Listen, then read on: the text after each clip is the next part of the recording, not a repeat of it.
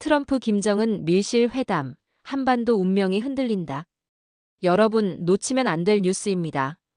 지금 이 순간 미국 백악관에서 극비리에 진행 중인 일이 있습니다.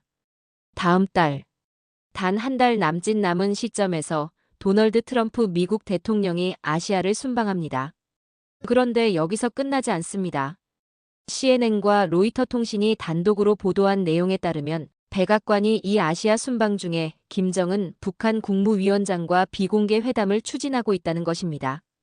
비공개, 즉 언론에 알려지지 않은 채로요. 지난 2019년 트럼프와 김정은은 판문점에서 전격 만났습니다. 당시 트럼프는 트윗 하나로 회동을 제안했고 겨우 5시간 만에 북한이 응했습니다. 그 장면 여러분도 기억하실 겁니다. 지난 6년 한반도는 조용했습니다. 그런데 다시 움직이기 시작했습니다. 문제는 여기입니다. 이번엔 상황이 다릅니다. 미국과 북한 간 직접 소통 채널이 끊어진 상태. 트럼프가 올해 초 김정은에게 보낸 서한을 북한이 받지 않았다는 뉴스. 더 심각한 건 이 회담이 성사될지도 불투명하다는 겁니다. 그렇다면 물어봐야 합니다. 트럼프는 왜 김정은을 만나려 하는 걸까요? 그리고 만약 이 회담이 성사된다면 우리 한국은 어떻게 되는 걸까요? 특히 경제와 국방 측면에서요. 지금부터 그 모든 것을 파헤쳐 보겠습니다. 트럼프의 진짜 의도. 먼저 상황을 정리해 봅시다. 트럼프 행정부가 11월 에이펙 정상회의를 계기로 김정은과의 회담을 추진한다고 알려졌습니다. 에이펙, 아시아 태평양 경제협력체 회의죠. 이곳에는 중국, 일본, 호주, 인도, 러시아 등 동아시아의 주요 국가들이 모입니다. 그런데 여기서 주목해야 할 지점이 있습니다. 바로 시진핑입니다. 백악관은 현재 시진핑 중국 국가주석과의 회담 준비에 더 집중하고 있다고 합니다. 왜일까요? 미국과 중국 간의 무역 갈등이 다시 고조되고 있기 때문입니다. 트럼프는 중국에 대한 관세 협상을 추진 중입니다. 그렇다면 북한과의 회담은요? 여기서 흥미로운 가설이 나옵니다.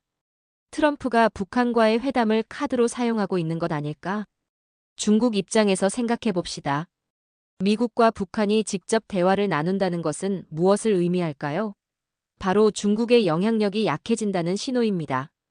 북한은 전통적으로 중국의 영향 아래 있어 왔으니까요. 트럼프는 이를 활용하려 합니다. 나는 북한과 직접 협상할 수 있어. 그러니 중국과의 무역 협상도 내 말을 들어야 하지 않겠나? 라는 메시지를 보내는 것입니다. 그런데 여기서 더 깊이 들어가 봅시다. 트럼프의 첫 임기를 생각해 보세요.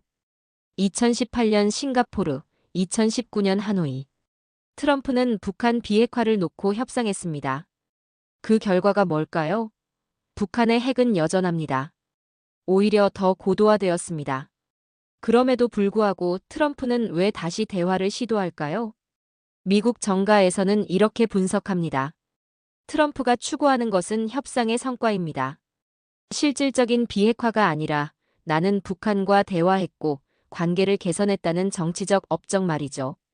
특히 2026년 미국 중간선거를 앞두고 트럼프는 자신의 외교 성과를 자랑하고 싶어 합니다. 내가 중동, 아시아에서 평화를 이루었다는 식으로요. 그렇다면 현실적 문제가 생깁니다. 북한은 왜 응하지 않을까요? 북한의 침묵, 무엇을 의미하는가? 여기가 정말 중요한 대목입니다. 트럼프가 올해 초 김정은에게 보낸 서한. 북한이 이를 수령하지 않았다고 합니다. 이게 사소한 일일까요? 절대 아닙니다. 북한이 답장을 안 한 게 아니라 편지 자체를 받지 않은 거예요. 이것이 의미하는 바는 명확합니다. 북한이 현재 미국과의 고위급 접촉을 원하지 않는다는 뜻입니다. 왜일까요? 첫 번째 이유는 미국 내 정치 상황입니다. 트럼프는 지난 1월 대통령으로 취임했습니다. 그런데 현재 미국 내 정치 상황이 불안정합니다. 의회는 트럼프 정부의 여러 정책에 반발하고 있고 내년 중간선거를 앞두고 정치적 변수가 많습니다. 북한 입장에서는 지금 이 미국 정부와 협상해봐야 결과가 나올까? 라는 의심이 생기는 것이죠. 두 번째 이유는 러시아와의 관계입니다. 북한은 현재 우크라이나 전쟁에서 러시아를 돕고 있습니다. 북한군이 직접 러시아 전선에 투입되고 있다는 보도도 있습니다. 이 상황에서 미국과 직접 협상하는 것은 러시아에 대한 배신 신호가 될 수 있습니다. 북한 입장에서는 매우 민감한 문제인 거죠. 세 번째, 그리고 가장 중요한 이유는 경제 제재입니다. 미국의 대북 제재는 여전히 강력합니다. 과거 협상에서도 북한이 원했던 것은 비핵화가 아니라 제재 해제였습니다. 그런데 트럼프가 과연 제재를 완전히 풀어줄까요? 미국 의회가 허락할까요? 북한은 이를 잘 알고 있습니다. 그래서 대화 자체를 거부하는 것 아닐까요? 더욱 흥미로운 점은 미국과 북한 간의 직접 소통 채널이 끊어져 있다는 겁니다. 과거에는 스위스 베른의 미국 대사관이나 뉴욕의 북한 대표부를 통해 양국이 메시지를 주고받았습니다. 그런데 지금은 그 채널이 작동하지 않는다고 합니다. 이는 무엇을 의미할까요? 북한이 의도적으로 문을 닫아놨다는 뜻입니다. 만약 북한이 협상 의사가 있었다면 최소한 소통 채널은 유지했을 겁니다. 그런데 채널까지 끊었다는 것은 현재로서는 미국과의 대화 자체를 원하지 않는다는 강한 신호입니다. 그렇다면 우리는 이 상황을 어떻게 봐야 할까요? 한국 경제에 미치는 영향. 이제 우리 한국의 입장으로 돌아와 봅시다. 트럼프와 김정은의 회담 가능성. 이것이 우리 경제에 어떤 영향을 미칠까요? 먼저 현재 한반도 정세를 봅시다. 북한은 경제적으로 고립된 상태입니다.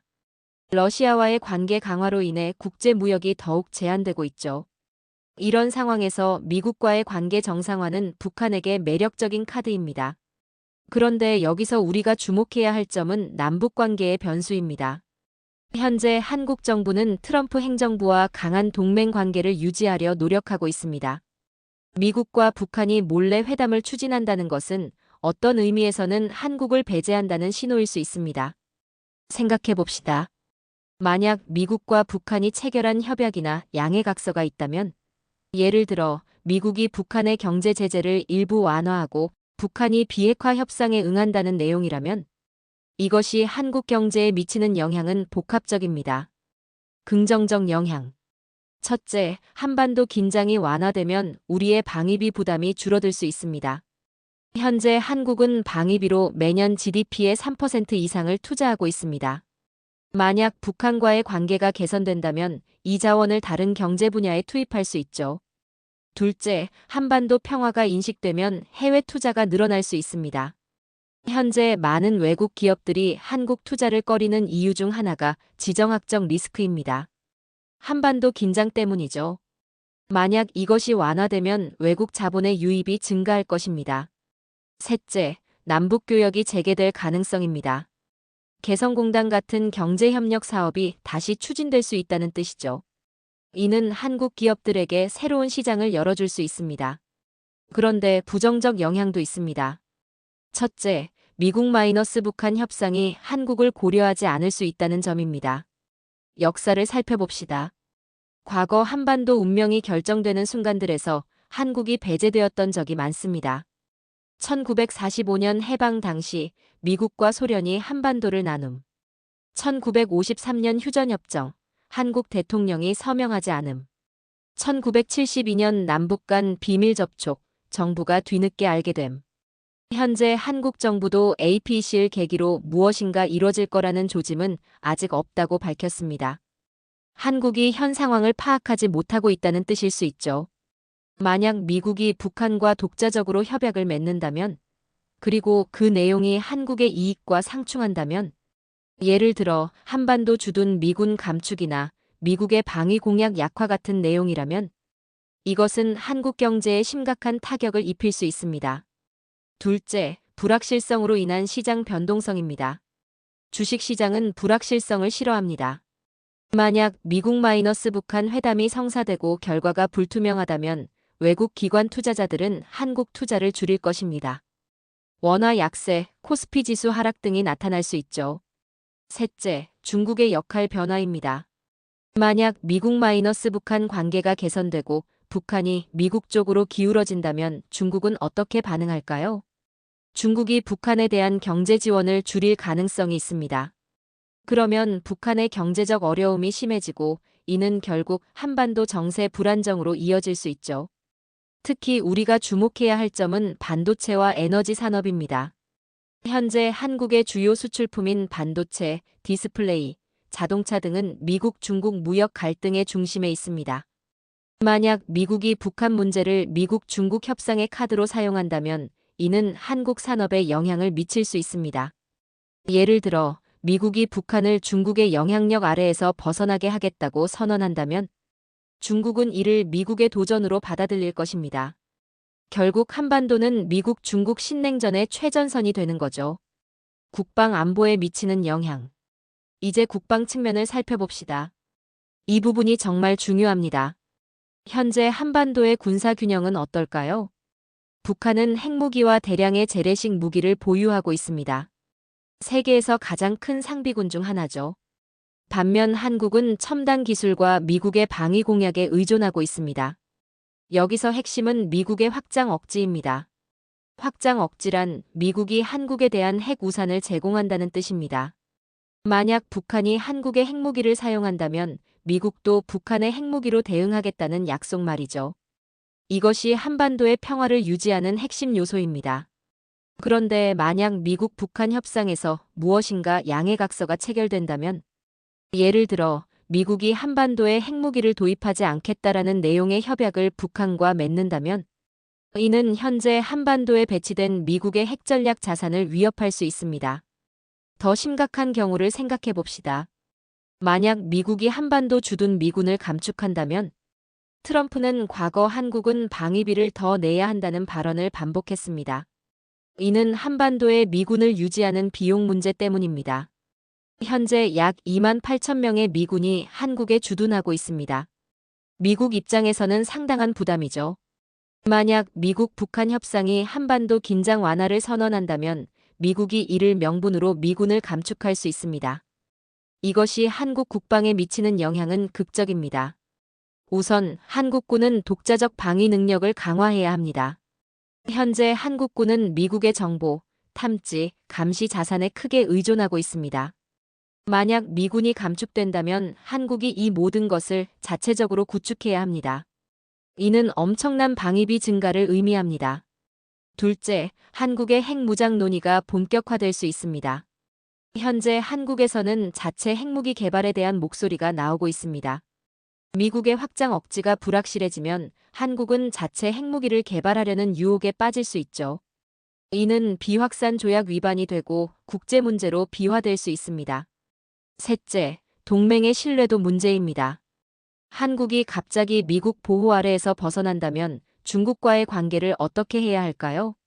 현재 한국은 미국과의 동맹을 유지하면서도 중국과의 경제관계를 지키려 노력하고 있습니다. 이 미묘한 균형이 깨질 수 있다는 뜻입니다. 더 구체적으로 봅시다. 북한의 군사 위협은 여전히 현재형입니다. 최근 북한은 신형 미사일을 계속 시험 발사하고 있습니다. 러시아와의 군사 협력도 강화되고 있습니다. 북한 마이너스 러시아 군사동맹이 강화되면 한반도 정세는 더욱 복잡해집니다. 만약 미국 마이너스 북한 협상이 북한의 비핵화를 담보하지 못한다면 어떻게 될까요? 역사가 이를 보여줍니다. 2018년, 2019년 협상에서 북한의 핵무기는 여전히 증가했습니다. 당시 협상은 겉으로는 비핵화 논의였지만 실질적으로는 북한의 핵 능력을 인정하는 것이었습니다. 이번에도 같은 일이 반복될까요? 만약 그렇다면 한국 국방은 더욱 어려운 상황에 놓입니다. 핵무장 북한, 감축된 미군, 약화된 동맹. 이 세 가지가 결합되면 한반도의 안보 상황은 급격히 악화될 수 있습니다. 한국이 취해야 할 전략. 그렇다면 한국은 어떻게 해야 할까요? 첫째, 외교적 주도권 확보입니다. 현재 한국 정부가 현 상황을 예의주시하고 있다는 입장만으로는 부족합니다. 한국은 주도적으로 미국과 소통하면서 자신의 이익을 반영시켜야 합니다. 강경화 주미 대사가 가능성에 대해서는 항상 열어놓고 동향을 파악 중이라고 했지만 이것은 수동적 태도입니다. 한국이 미북 협상의 과정에 참여해야 합니다. 둘째, 경제적 대비입니다. 한반도 긴장 완화에 대비해 한국 경제도 준비해야 합니다. 남북 교역 재개에 대비한 준비, 해외 투자 유치를 위한 마케팅 강화 등이 필요합니다. 동시에 지정학적 리스크가 증가할 가능성도 대비해야 합니다. 미중 갈등 심화로 인한 한국 산업에 대한 영향을 최소화하는 방안도 마련해야 하죠. 셋째, 국방력 강화입니다. 미군 감축의 가능성에 대비해 한국군의 독자적 방위 능력을 강화해야 합니다. 미사일, 방공 시스템, 정보 감시 정찰 자산 등에 대한 투자를 늘려야 합니다. 특히 북한의 핵 위협에 대비한 미사일 방어 체계 고도화가 시급합니다. 결론입니다. 트럼프 김정은 회담이 성사될지는 여전히 불명확합니다. 북한이 미국의 접촉에 응하지 않고 있기 때문입니다. 하지만 확실한 것은 이것입니다. 한반도는 다시 변화의 소용돌이에 빠져들고 있습니다. 과거처럼 우리의 운명이 남이 결정하는 상황이 올 수 있습니다. 그렇기 때문에 한국은 더 이상 수동적으로 상황을 지켜만 보고 있을 수 없습니다. 경제 분야에서든 국방 분야에서든 우리는 최악의 상황에 대비하면서도 최선의 기회를 포착해야 합니다. 한반도의 미래는 여전히 우리 손에 있습니다. 우리가 어떻게 행동하느냐에 따라 달라질 것입니다. 긴 영상 끝까지 함께 해주셔서 고맙습니다. 궁금한 점이나 다뤘으면 하는 주제가 있다면 댓글로 알려주세요. 그리고 구독, 좋아요도 꼭 눌러주시면 정말 힘이 됩니다.